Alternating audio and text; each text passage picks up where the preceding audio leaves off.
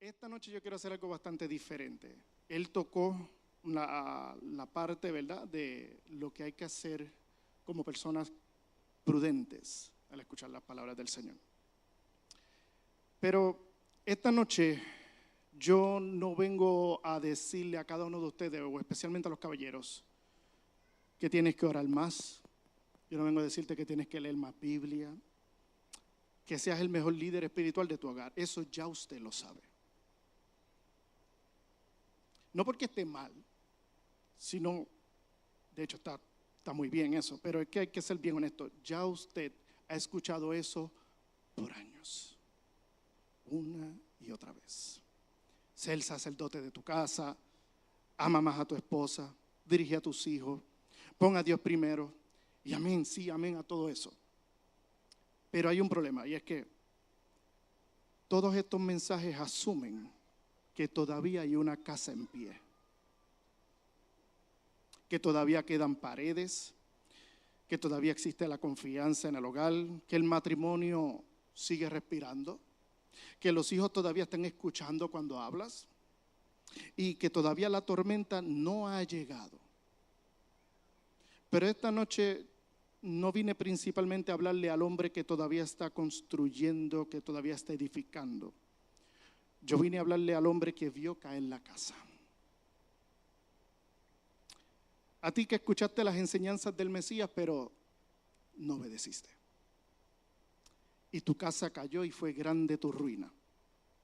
A ti que después de la tormenta tú caminaste entre los escombros de palabras que nunca debiste decir, hábitos que nunca debiste alimentar y pecados que creíste que lo tenías bajo control.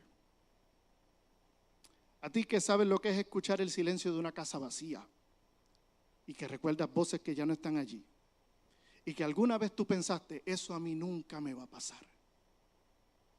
Hoy yo no vengo a hablarle al cristiano exitoso, al cristiano fuerte, al disciplinado, al proveedor. Hoy vine a hablarle al avergonzado, al hombre que está cansado de estar fingiendo que todo está bien, al que sabe lo que es sonreír en la iglesia mientras su vida se cae a pedazos en silencio. Y quizás al hombre más difícil de confrontar en esta noche, aquel que no solamente pasó por la tormenta, sino que se convirtió en la tormenta que destruyó su casa. Mateo 7, del 26 al 27 dice: pero cualquiera que me oye estas palabras y no las hace, le compararé a un hombre insensato que edificó su casa sobre la arena. Si me puedes poner la imagen, por favor. El tema de esta noche es más allá de las ruinas. La mayoría de nosotros hemos escuchado este pasaje muchas veces y casi siempre la atención se va a dirigir al hombre sabio, al que construyó bien, al que escuchó, al que edificó sobre la roca. Pero hay que hablar acerca del hombre que habló Jesús, de aquel que no escuchó, de aquel que escuchó, pero no obedeció. Porque esa es la parte que nosotros tenemos que admitir, y es que el hombre insensato no era un ignorante. El hombre insensato no pecó de no conocer. Tampoco es que era un pagano. Tampoco es que era una persona que no conocía la voz del Mesías. No era alguien que jamás había escuchado la verdad. Jesús dice: cualquiera que me oye estas palabras y no las hace.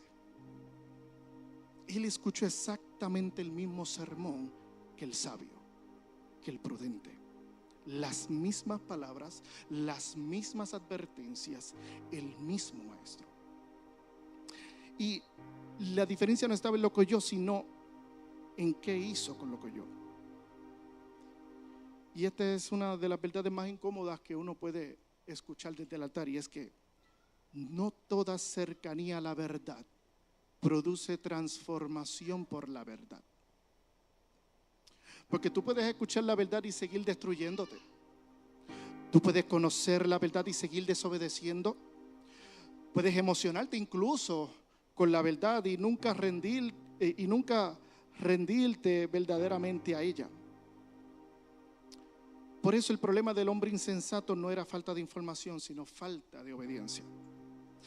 Y lo curioso es que vivimos en una época donde el conocimiento bíblico está al alcance de todo el mundo. Usted mismo ahora mismo puede sacar su teléfono, tener su Biblia, Reina Valera del 60 y todas las demás versiones que existen, en todas las traducciones en lengua que usted quiera.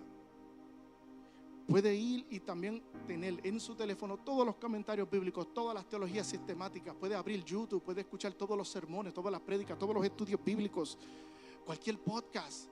Usted puede ir a una librería, comprar todos los libros del mundo acerca de un solo tema. Y aún así, se podría decir que estamos sobreinformados, pero no estamos siendo transformados. Aún así, vemos hombres que están destruyendo matrimonios, destruyendo amistades, ministerios, reputaciones y hasta sus propias almas. Escuchar a Cristo no es lo mismo que seguir a Cristo. Y eso fue lo que pasó con muchos de los personajes bíblicos. Saúl escuchó la voz de Dios. Sí, el pueblo pidió rey, pero Dios escogió a Saúl para que fuera el rey. Y Saúl obedeció parcialmente. Sansón también conocía el llamado que había jurado que iba a seguir de su voto nazareno, pero jugó repetidamente con lo sagrado, que aquello terminó destruyéndolo. Y Judas caminó con Jesús, vio milagros, escuchó todos los sermones, todas las enseñanzas. ¿Cuántos de nosotros no daríamos un pie, un brazo por haber estado allí y poder conocer el Mesías cara a cara, andar con Él, caminar con Él? Y aún así, se quitó la vida. ¿Usted no nota el patrón? Donde el peligro más grande no siempre es rechazar abiertamente a Cristo. El peligro es escucharlo constantemente y desobedecerlo constantemente. Y esa es precisamente la tragedia del hombre arruinado en Mateo 7. No construyó sobre arena porque odiaba a Jesús.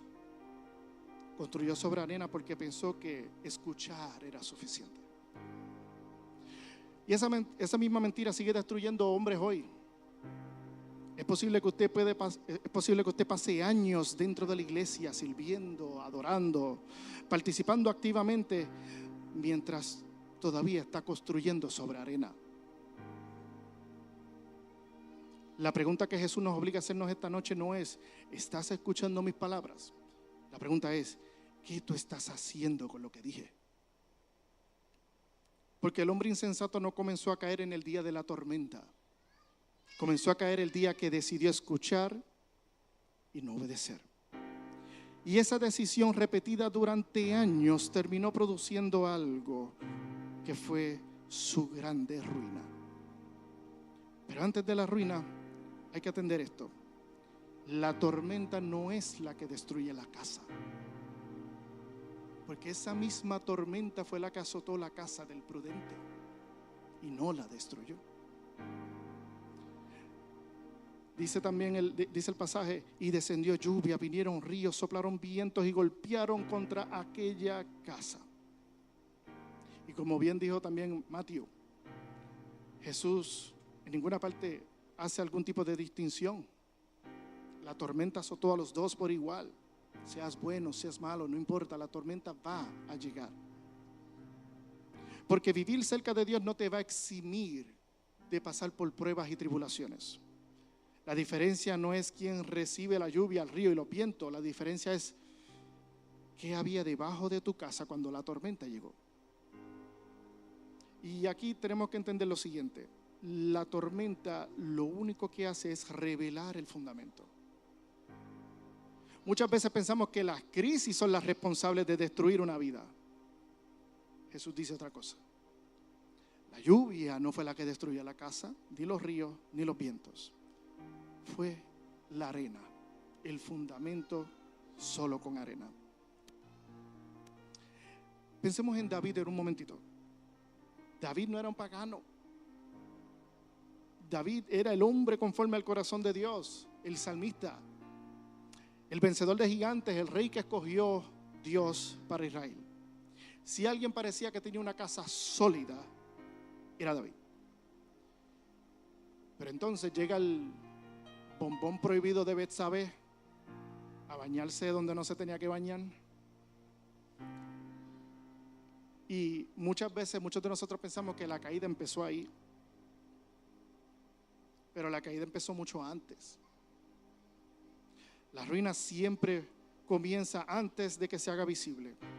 Cuando tomas esas decisiones pequeñas, cuando tú haces esas concesiones privadas, cuando pegas a ignorar esas advertencias que se te están diciendo, cuando pegas a tolerar ciertos pecaditos de aquí para allá.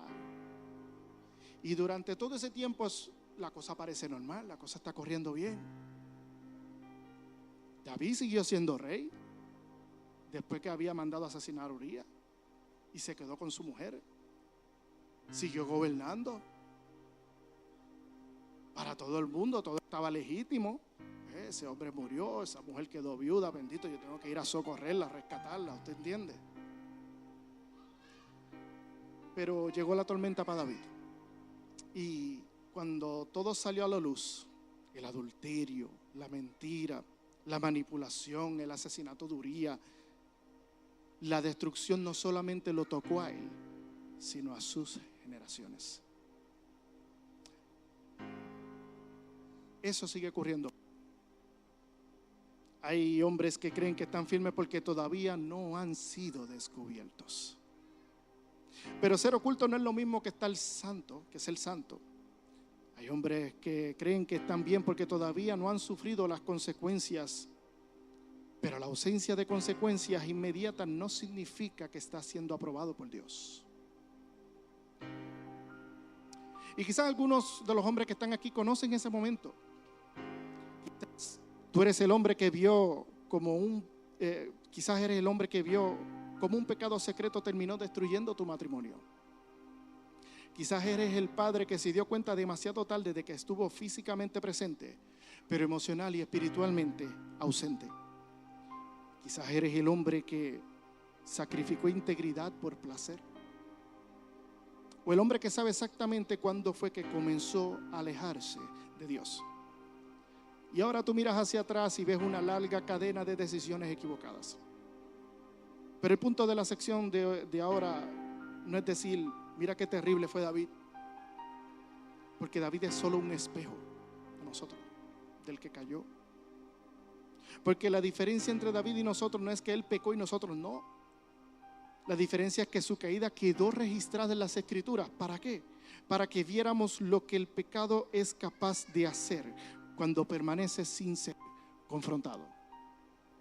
Así que yo le pregunto a usted, ¿qué área de tu vida sigues sosteniendo por arena, aunque llevas años ignorando la advertencia de Dios? Porque Jesús te está diciendo algo bien serio hoy. La tormenta va a venir. Y cuando venga, no va a revelar quién pretendía ser cristiano, va a revelar quién era cristiano verdaderamente. Quién realmente estaba construido sobre la base sólida que era Cristo. Pero incluso después de escuchar estas cosas, algunos de ustedes podría pensar, bueno, entonces ¿qué? ¿Ya no hay esperanza para mí? Porque si algo caracteriza al hombre que vio caer su casa es que comienza a creer que ya la historia terminó. Y eso entonces nos lleva a la siguiente pregunta, y es: ¿qué hace Dios cuando un hombre arruina con sus propias manos aquello que Dios le había confiado? La respuesta comienza en el Salmo 51, escrito por el mismo hombre que conocía muy bien el sabor amargo de la ruina. Si usted busca el Salmo capítulo 51, usted va a notar que hay una perícopa, o por lo menos el título. El Salmo 51. ¿Quién escribió ese salmo? ¿Cuándo lo escribió? Después de haber pecado con Betsabé. Dice, y después de haber sido confrontado por el profeta Natán, él viene y escribe este salmo. Este es el salmo del hombre arruinado, del hombre que escuchó y no obedeció. Él viene y dice: ten piedad de mí, oh Dios, conforme a tu misericordia, conforme a la multitud de tus piedades, borra mis rebeliones. Lávame más y más de mi maldad y límpiame de mi pecado, porque yo reconozco mis rebeliones y mi pecado está siempre delante de mí. Contra ti solo he pecado y he hecho lo malo delante de tus ojos, para que seas reconocido justo en tus palabras y tenido por puro en tu juicio. No hay que leerlo todo por completo, pero les recomiendo la lectura completa del Salmo. Es realmente hermoso. Y es que hay algo aún más peligroso que la caída, y es quedarse lejos de Dios después de la caída. Porque el pecado produce eso. El pecado lo que produce es culpa, lo que produce es vergüenza, lo que produce es dolor, consecuencias. Pero quizás uno de sus efectos más devastadores es que convence al hombre de que ya Dios no lo quiere cerca. Y eso fue exactamente lo que ocurrió con David. Cuando leemos 2 de Samuel, descubrimos que David no cayó y se arrepintió de forma inmediata. Pasó tiempo, meses viendo cómo el pecado crecía, meses aparentando normalidad, meses cargando una culpa que nadie estaba viendo, hasta que Dios envía al profeta Natán. Y cuando finalmente David despierta de su autoengaño, es que nace este salmo. Y el Salmo 51 no es una oración de un hombre que fue sorprendido por haber sido descubierto. Es la oración de un hombre de un hombre destruido por haber ofendido a Dios. Se lo digo nuevamente, este no es un salmo de un hombre sorprendido por haber sido descubierto. Claro, después que llegó las consecuencias, ahora te echas para atrás, ahora pides perdón. Cuando usted lee el Salmo 51, eso no es lo que parece. Porque el dolor de David no era, me agarraron.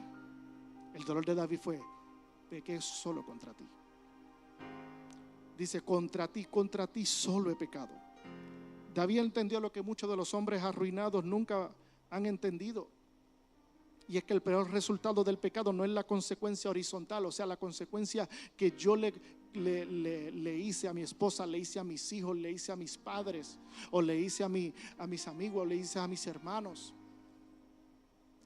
Es vertical, es contra Dios.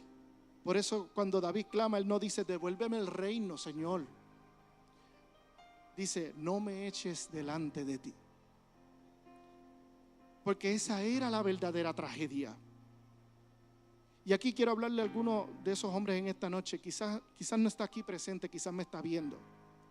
Quizás no lo vea esta noche, quizás lo vea diferido, más en el futuro. Y quizás nunca destruiste tu matrimonio, quizás nunca abandonaste a tu familia, pero sabes exactamente lo que es vivir lejos de Dios, lo que es entrar en un culto y sentirte distante. Sabes lo que es orar mecánicamente, sabes lo que es recordar tiempos donde caminabas más cerca del Señor que hoy. Y poco a poco te acostumbraste. Te acostumbraste a esa frialdad, a esa sequía espiritual. Y quizás esa es una de las cosas más peligrosas que a un hombre le puede ocurrir. No caer, sino acostumbrarse a vivir caído. Porque mientras el Espíritu Santo todavía está incomodando, todavía hay esperanza. Mientras todavía duele, todavía se puede volver a reedificar. David no escribió el Salmo 51 para esconderse de Dios, lo escribió para correr hacia Dios. Porque cuando pecamos, nuestro instinto es salir huyendo. Queremos escondernos, queremos arreglarnos nosotros primero. Pero David corre precisamente hacia el único que lo puede limpiar. Yo he visto eso en mi casa con mis hijas cuando las corrijo, especialmente con Luna, que aunque tiene 1 año, abofetea y le jala el pelo a Samara. Y cuando la corrijo, ella llora. No le pego ni nada, eso es una niña, es un bebé de 1 año. No me entienda mal. Si no, le aguanto la manita y le digo, no haga eso. Allá ya se respeta, no se toca la cara. Ella le dice Yaya a Samara, todavía no aprende a decir Samara. Y la cuestión es que mi esposa, Saraí, la llama para consolarla. Vente, vente. No para invalidar lo que yo hice, sino pues para darle ese consuelo, porque está acá llorando, con unos lagrimones así enormes. Pero ella le responde, le dice, no. Y va corriendo para donde mí, para que sea yo el que la consuele. Mi esposa siempre me dice, yo no entiendo. Si fuiste tú quien la regañó, fuiste tú el que la corregiste, yo solamente quiero apapacharla, quiero consolarla, quiero decirle que pues, que tiene que hacer caso, que qué sé yo. Y lo curioso de esto es que no es algo tierno y anecdótico. Lo que quiero decir con esto es, esto está bien documentado en lo que es la psicología del desarrollo. Y los expertos le llaman a esto una ruptura y reparación. Y es que, y esto es interesante, cuando un padre corrige, se crea una pequeña ruptura emocional en la parte de la amígdala. La amígdala es la parte del cerebro que trabaja las emociones fuertes, las emociones bien intensas. Y cuando el niño o el bebé nota esa pequeña ruptura emocional, el corazón del niño instintivamente busca restaurarla con la misma persona que produjo la ruptura. Rechaza a mamá no porque no la quería, sino porque ella no es la fuente de la ruptura. Y por tanto, necesita que sea papá la fuente de la reparación. El niño o la niña necesita confirmar, aún sin saber hablar, todavía yo estoy bien contigo, papá. Qué terrible, ¿verdad? La manera en cómo Dios nos diseña, lo que es el apego humano. El niño corre hacia la fuente de la corrección porque también quiere que esa misma voz sea la que le asegure amor, aceptación y seguridad. Y cada vez que mis hijas corren a mis brazos después que yo las corrijo, yo siempre escucho ese eco del poderoso evangelio de Dios. El mismo Dios que nos confronta es el mismo Dios al que debemos correr para ser restaurados. Pero ahora de adultos, cuando pecamos, queremos huir. Hacemos exactamente lo mismo que hizo Adán. Luego de pecar nos avergonzamos, nos tapamos la desnudez y nos escondemos. Nosotros hacemos lo mismo, queremos desaparecer, queremos arreglarnos nosotros primero, santificarnos primero sin el poder del Espíritu Santo. No es posible. Pero David con este Salmo 51 hace exactamente lo contrario. Porque David tuvo que clamar, no me eches de delante de ti. Pero nosotros conocemos a uno mayor que David. Uno que fue abandonado para que nosotros pudiéramos ser recibidos.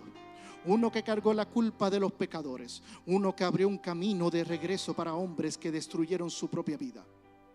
Y cuando llegamos al Nuevo Testamento, nosotros descubrimos lo siguiente, y es que Cristo no solamente perdona a los hombres quebrantados, sino que sale a buscarlos. Juan capítulo 21, versículos 15 al 19. No lo voy a leer, pero ténganlo ahí en mente. Juan 21, 15 al 19. Hasta este momento hemos estado hablando de David, pero tenemos que hablar de Pedro. Y quizás Pedro es el que representa mejor que nadie el hombre que estoy predicando en esta noche. Porque Pedro no era un incrédulo, Pedro era discípulo. Pedro era apóstol. Pedro era el quien estaba cercano al Señor. Pedro caminó con Jesús, escuchó sus enseñanzas, presenció sus milagros y le prometió fidelidad absoluta hasta la muerte. Y aún así cayó. Y la noche que Jesús fue arrestado, Pedro hizo exactamente lo que había jurado que jamás él iba a hacer: negar al Señor. Y Lucas nos da uno de los detalles que son bien devastadores. Cuando usted lee bien la historia, usted llega a esa parte, después que el gallo canta 3 veces, después que lo negó por tercera vez, dice, entonces, vuelto el Señor, miró a Pedro. Imagínate ese momento, un momento. Pedro acaba de negar al Señor por tercera vez. Y luego que el gallo canta, él levanta la vista y justo en ese momento, mirando a un Cristo golpeado, mirando a un Cristo escupido, mirando a un Cristo ensangrentado, en ese mismo momento Jesús lo mira, sabiendo exactamente quién es Él, sabiendo exactamente lo que hizo. Y Pedro sale llorando, no cualquier llanto, sale llorando amargamente. Porque en ese instante él entiende la magnitud de su caída. Y si la historia terminara ahí, Pedro sería simplemente otro hombre destruido por sus propias decisiones, como lo fue Judas. Pero lo poderoso del evangelio es que nunca termina en la caída, porque 3 días después resucitó Cristo de la tumba. 3 días después había una tumba vacía, Cristo había resucitado. Y lo que sucede es que luego de la resurrección, Jesús no espera que Pedro lo busque. Jesús va y busca a Pedro. Y la cuestión con Pedro es que Pedro ya da todo por perdido, ya da todo por terminado. Y dice las Escrituras que Pedro vuelve a pescar. Vuelve donde Dios lo había recogido. Está allí derrotado, está allí confundido, está allí avergonzado. Probablemente confundido de que ya todo su ministerio, todo lo que había pasado, terminó. Porque así piensa la mayoría de los hombres después de fracasar. Creemos que Dios terminó con nosotros, que cruzamos la línea, ya no hay vuelta atrás. Pero entonces aparece Cristo en la orilla. Y esa parte me encanta porque Jesús no comienza con una reprensión. Jesús no va y se le acerca para sacarle en cara. Jesús va y dice las Escrituras que comienza a preparar una comida. Y eso es tan interesante porque el que venció la muerte va y resucita y lo que piensa es en ir a donde sus hombres, especialmente a donde Pedro, para prepararles una comida. Jesús no minimizó el pecado de Pedro, pero tampoco permitió que su peor momento definiera toda su historia. Porque hacemos eso muchas veces con nosotros mismos. Definimos a los hombres por su peor momento. El adúltero, el divorciado, el traidor, el adicto, el que abandonó a sus hijos, el fracasado. Pero Cristo ve mucho más allá de la ruina. Y sí lo confronta, pero lo restaura y lo vuelve a llamar. Y entonces ahí que viene esa famosísima pregunta que él le hace: Simón, hijo de Jonás, ¿me amas? No le dijo: Pedro, explícame cómo tú fuiste y me negaste. ¿Cómo fue eso posible? No le dijo: dime ahora, defiéndete, yo quiero escuchar cuál es tu excusa. No, ¿me amas? Porque antes de restaurar el ministerio, Cristo tiene que restaurar la relación que se rompió. Y quizás alguien aquí necesita escuchar eso precisamente, porque quizás lleva muchos años pensando que el problema principal es tu fracaso, pero Cristo ve mucho más allá que eso. La pregunta no solamente es ¿qué tú hiciste? La pregunta es: ¿todavía amas a Cristo? Porque si todavía amas a Cristo, hay esperanza. Si todavía te duele de haberle fallado, hay esperanza para eso. Y esa es la gloria del evangelio, que Jesús no solamente perdona a Pedro, sino que lo restaura.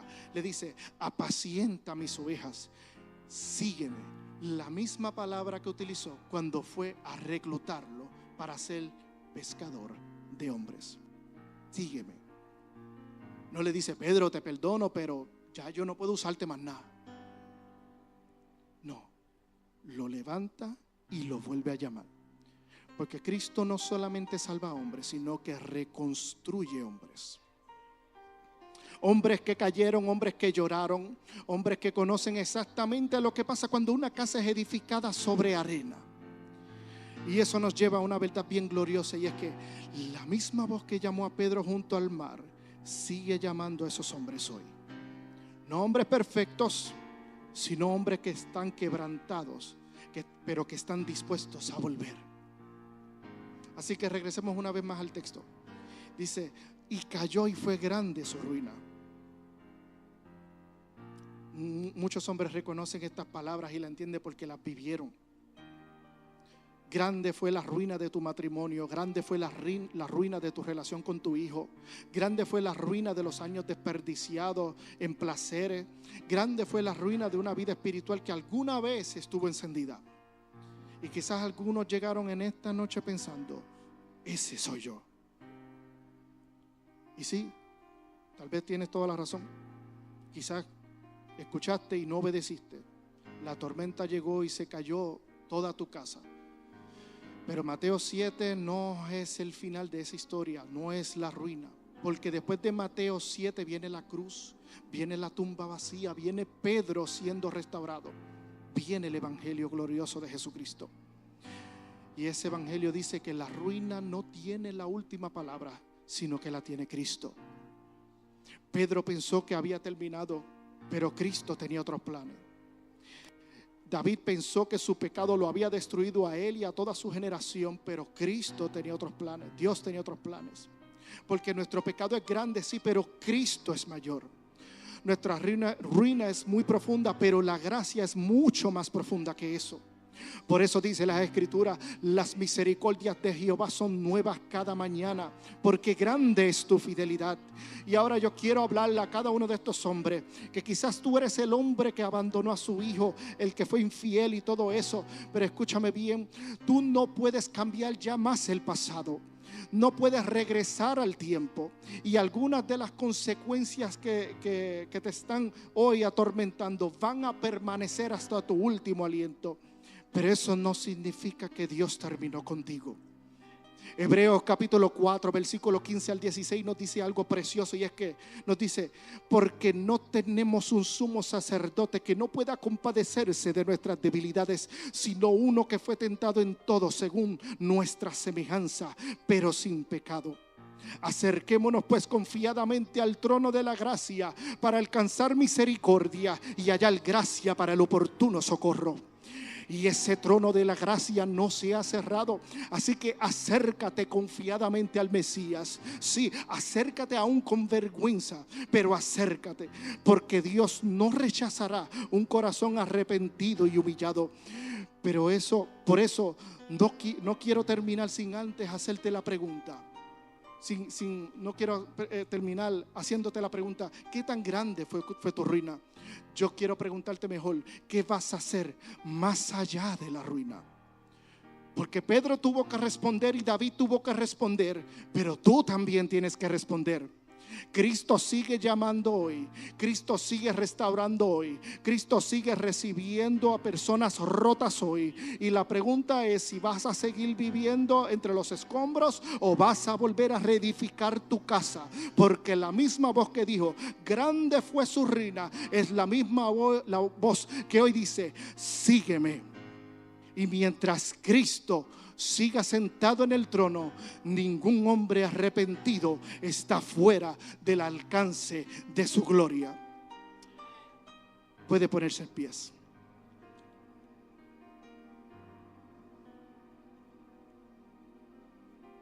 No sé si este mensaje tú te ves totalmente identificado.